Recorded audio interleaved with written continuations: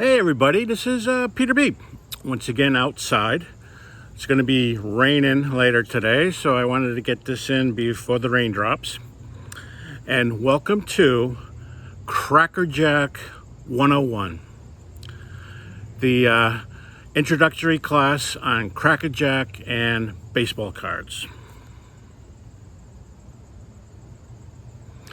I'm going to tell you a little brief history, and then we'll get into showing the cards.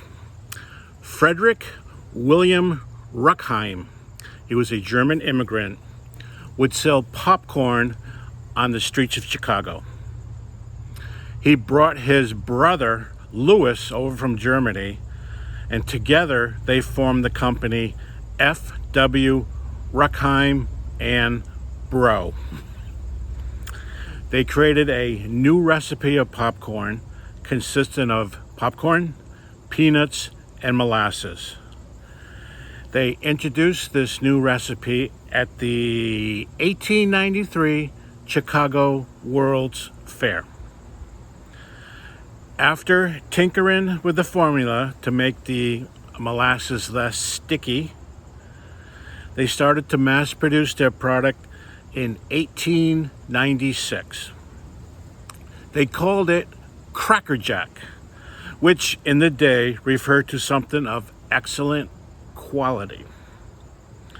In 1899, they brought in Henry Gottlieb Eckstein, who developed the wax-sealed package for freshness and to keep moisture out.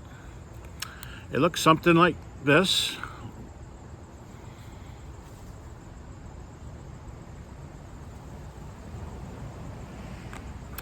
In 1902, the company was renamed Ruckheim Brothers and Eckstein.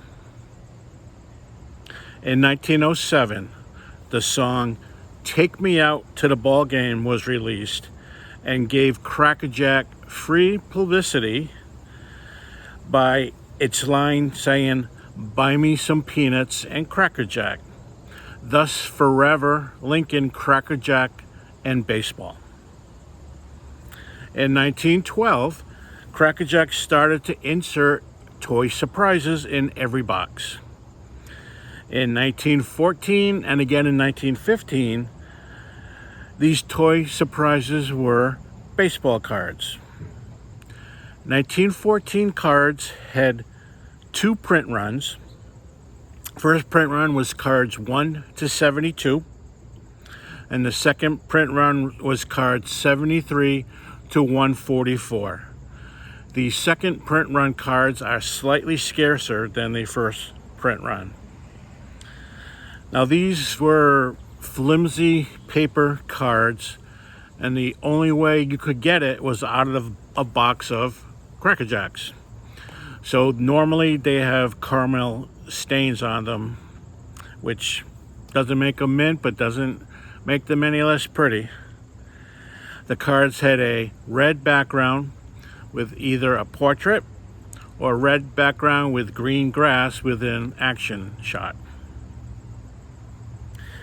The cards depicted players of the American League, National League, and newly formed Federal League.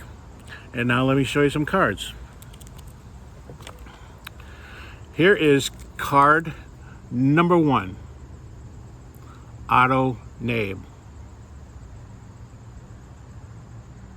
I flip it directly over and you can see the back is the same position as the front. This what immediately tells it's a 1914 card, and you'll see 15 in a bit. Card number 1.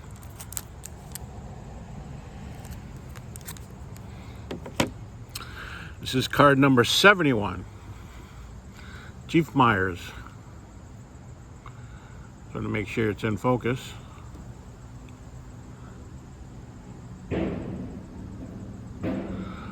I love this. This is that action pose I was talking about. You have little green grass and a player in position of playing or posing to be playing.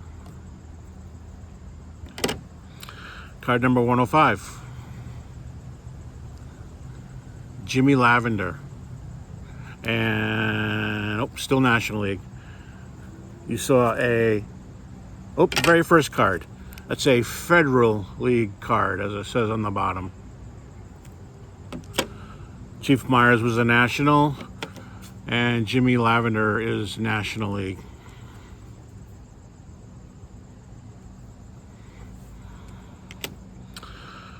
Card number 127, Charles Schmidt of the Boston Nationals. I hope you guys are in focus.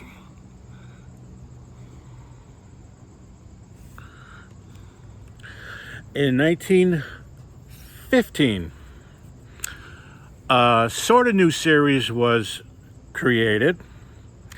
They added 32 new players, thus increasing the size to 176 cards.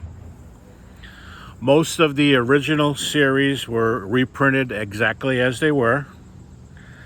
There were some team changes. For instance, Eddie Collins in the second series shows him on his new team. And there was one card that had a totally different change. I think it went from a playing position to a portrait, and that's Christy Mathewson. Now, these were slightly thicker cardboard than the 1914s. And once again, you can get them inside the boxes of Cracker Jack. But you could also send away and buy the complete set from Cracker Jack, as well as an album to put them in. That's why today, when looking for Cracker Jack cards, you see some very nice looking 1915 cards. These were probably purchased directly from Cracker Jack. Now let me show you some. This is Charles Wagner with the Boston Red Sox. And if I flip it directly over, you notice that the orientation is now upside down. And that's the difference also between 14 and 15. You can tell right away what year it is. So Charles Wagner.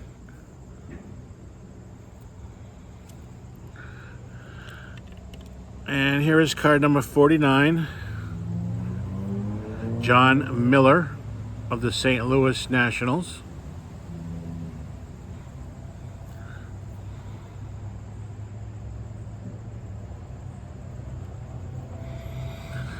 And these are very pretty cards. I mean, simple red. The red's very striking.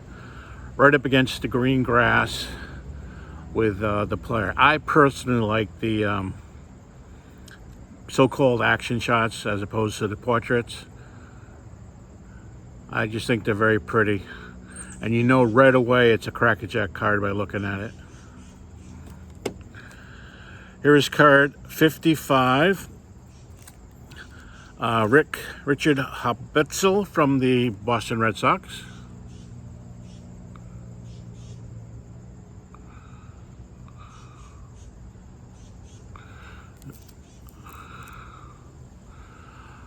I would love to pick up every card that is a Red Sox player, but there are two very expensive ones. There's Smokey Joe Wood. He's expensive. And then outrageously expensive is Tris Speaker. I really like this card. This is Beals Becker. Card number 96. First of all, it's a horizontal layout card. They had many horizontal layouts. And I just love the red background against the green grass. Beals Becker, Philadelphia Nationals.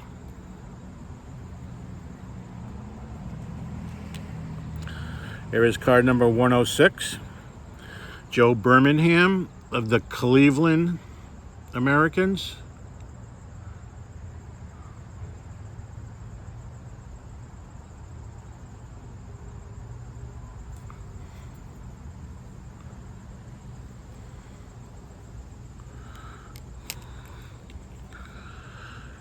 Card number 113,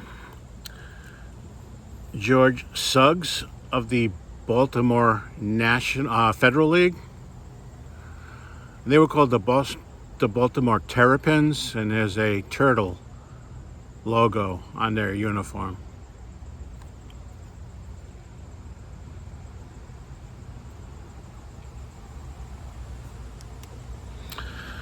And here is card 124, Earl Moore of the Buffalo Federals.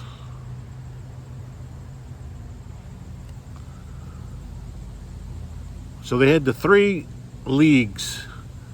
They were all called professional leagues at the time these were made. So they did represent all three. And then the last one I have is card number 155, Joe Connolly of the Boston Nationals.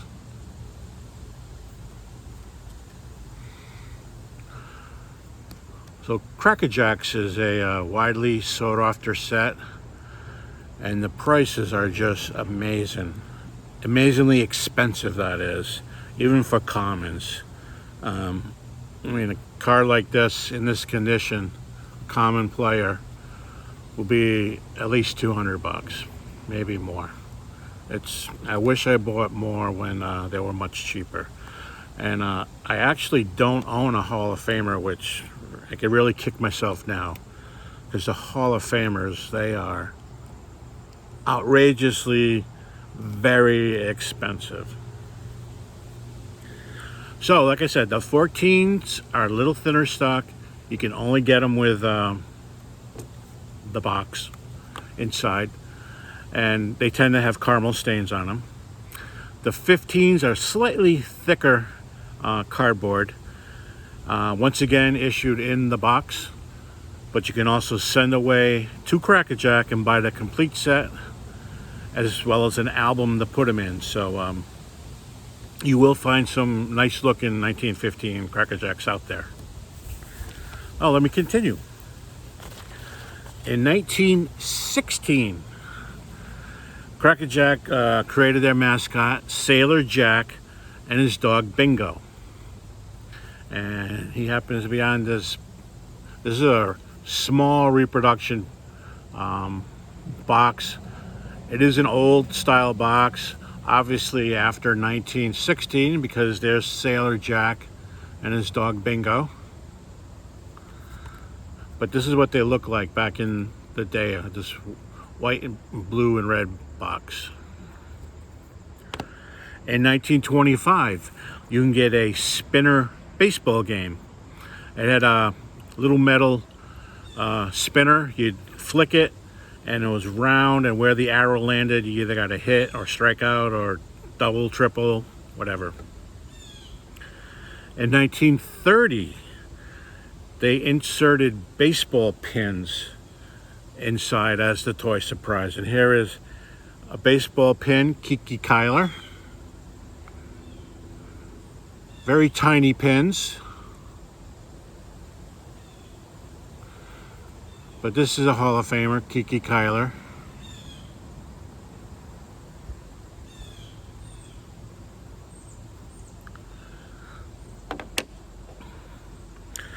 Now in Canada, in the 1940s, they issued a set inside the box. It was an all sport set, and it was called Yesterday and Today. Each sport had two cards showing the early stages of that sport, and then what the sport looks like today. And there was two baseball cards. Now, I got these from my friend Dan at Old Sarge Collects. And if you're watching me, you probably know who Dan is. If not, run over there. Just pick any video to watch and please subscribe. He has a fantastic channel. Dan, and his channel name is OL apostrophe Sarge Collects. So here is the Canadian card from the 40s, and this is baseball. This is baseball yesterday card. How it probably developed from rounders into the actual game. And here's the back, a slight history of the game. And I hope these are in focus, guys. I'm really sorry if they're not. When I hand model, I always press to make sure the picture is sharp, which is why I hand model. But here I am. So this is yesterday, card number 33. And then here is today. More baseball like, as you know, in the 40s. And once again, a little history. And mentioned Ty Cobb and Babe Ruth. So this is the baseball 2-day card. Canadian Cracker Jack. I don't know why it was only Canadian. It was with agreement with the Walter M. Looney Company of Montreal.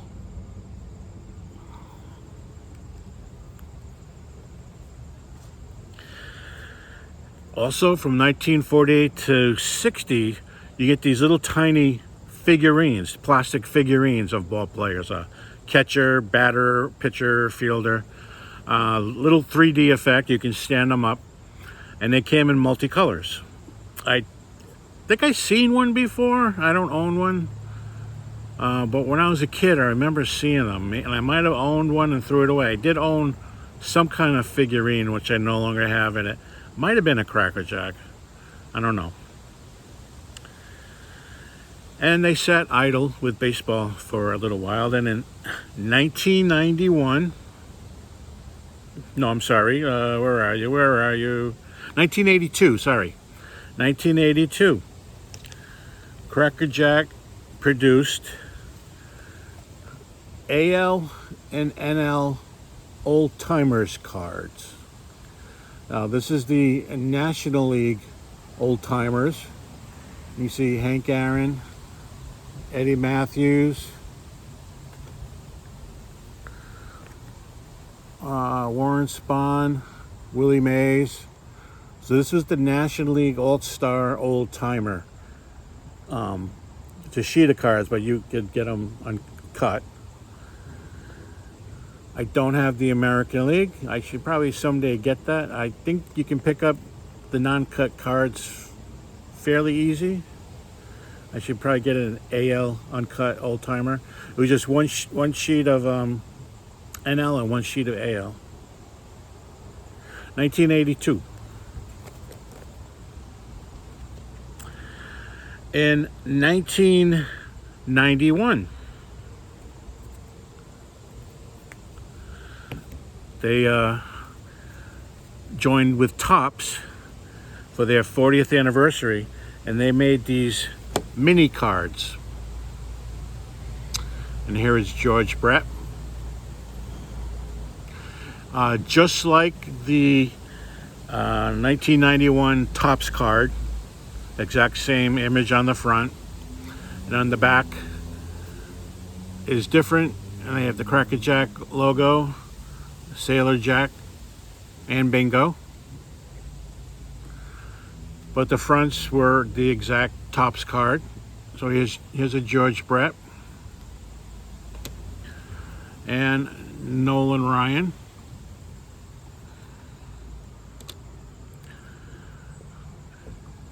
Ken Griffey Jr.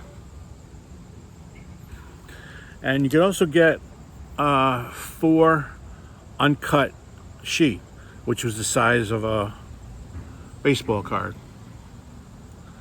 There's George Brett again. That's why I have this particular uncut. So that was in 1991. In 92, not to be outdone by Topps, they Dunross. You could get cards out of Cracker Jack with the Dunross look-alike cards, and they came in 2 series. And you get this little album, and they were the Dunross cards, just like the cards, the real cards. And their back also looks similar with Sailor Jack and Bingo, but the fronts were the normal Dunruss cards, 1992. In 1993, Cracker Jack on its own started inserting mini cards of their original Cracker Jack series, as well as this album.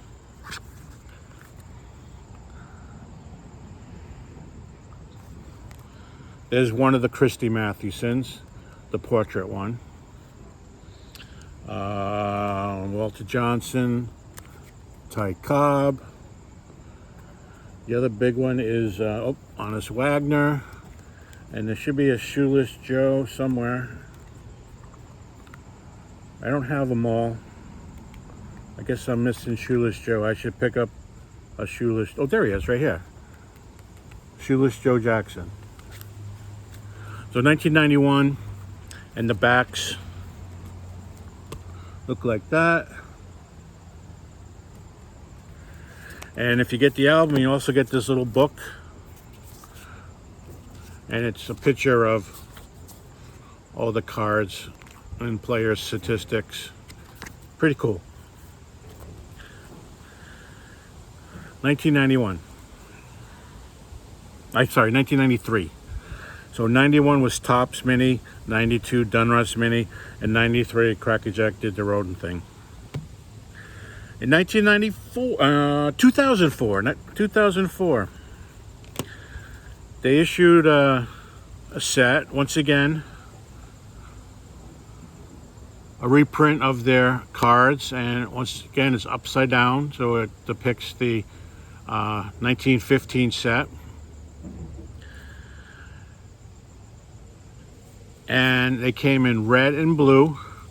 They also had two sizes in red and blue. This is a little bit smaller than this one. And they also did Martin players. Here's the Adrian Beltre.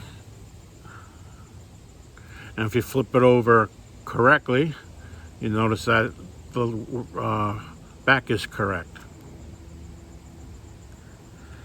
So 2004.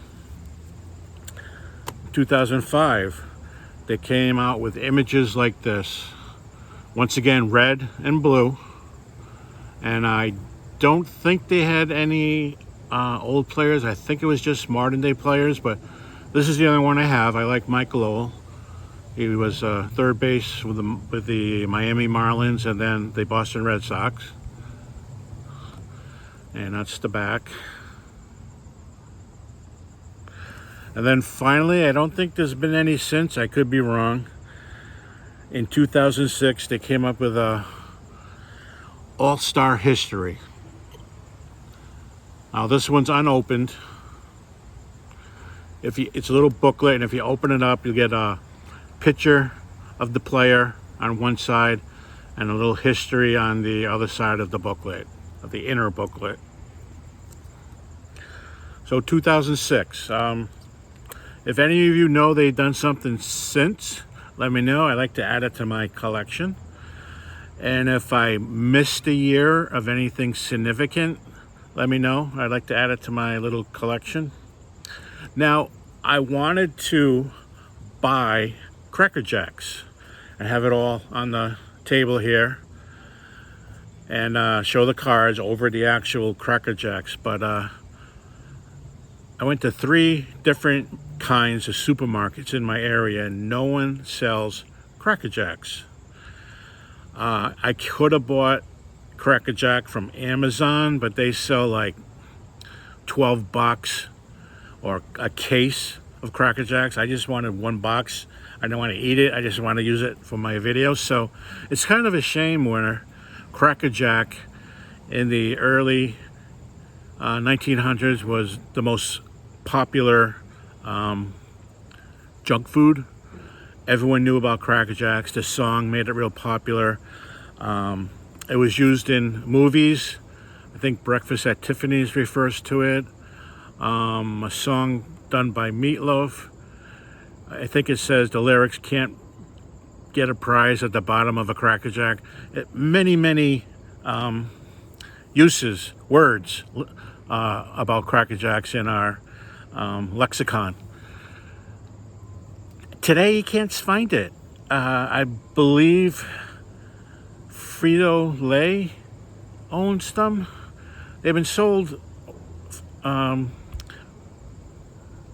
Borden owned them at one time. Frito-Lay / Pepsi owned them. I think they still own them, and they're nowhere. Kind of a shame. I mean, you probably shouldn't be eating this stuff, but still, it's a piece of Americana.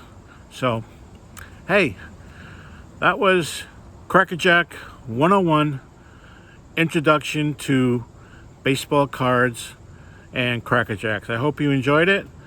Please let me know in the comments, and please give me a thumbs up if you liked it, or at least learned anything today from the video. Thank you very much. Bye.